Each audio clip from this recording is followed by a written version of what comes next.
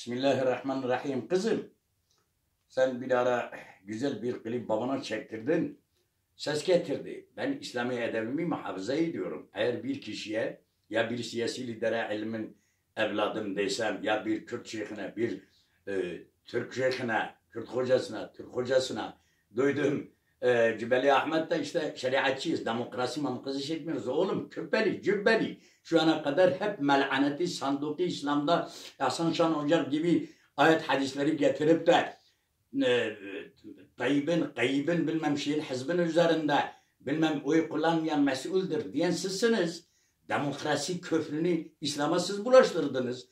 Hasan Şan Hoca'da Hüseyin Fatih Erbakan hıyarul ulema hıyarul umara diye ağzını sağa sola yamultuyorsa oğlum sen değil misin? Köln'de Milli Görüş kitap fuarında kitaplarını getirmiştin. Ne sen Kızılcaz'ın bir satırını benim önümde mana verebiliyor musun? Sen bana demedin mi ben senden İşaret-ül Acazi, Kızılcazı, Talikat-ı Burhan-ı Kelime'yi okumak isterim. Sabahleyin Selam Ali Ahsan 90 yaşındandır selamlıyorum.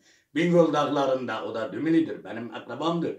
Beraber haşiye yazıyoruz İşaret-ül Acaz'a hem telefonla ders yapıyoruz. Eğer bugün Türkiye çapında benden iyi tek bir lebze-i Arap vardır. Arap'ı iyi biliyorsa o benim ilmi babam oluyor. Ama yoktur. Türkiye çapında yoktur. İslam aleminde benim tahminimde 2 kişi bulamazsınız. Oğlum biz 76'dan bu yana necasetle taharet gelmez diye ayet hadisleri siz şimdi bu sanduk manduk demokrasi küfrünün şeye şimdi şeriatçıyız. Şöyle böyle Kürtlere düşmanlık yapıyorsun. Kubbeli cübbeli kübbeli. Senin kaç kıymeti harbiyen vardır benim tesirimin önünde. Veya benim hocalarımın Selahattin Yüksel, Ali Bayramoğlu Selahattin Hoca'ya geliyordu. Davutoğlu'nun talebesidir. Abdullah Gül geliyordu yanına. Tayyip de geliyordu. Biz onlara çay kahve doldurmuşuz. Siz Kürtlere düşmanlık yapa ben ilk önce bu Kürt sosyalistleri, komünistleri şeye yola getirsem, fetha etsem onları yine İslamiyet'i yaşatan tarih boyunca bu Kürt kavmidir, Kürt milletidir.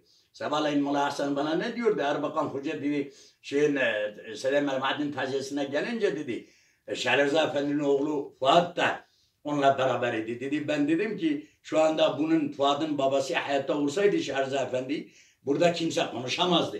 Şehreza Efendi de benim babamdan 13 yıl küçük idi. Tarihi anlattığı vakit Şeyh Ahmet-i Kamu Encümen Azasiye Bizirhani oğlu Hacı Said'le görüşüyoruz. Şahitleri vardır. Babama dönerek canlı tarih bu mesele böyle midir? Böyle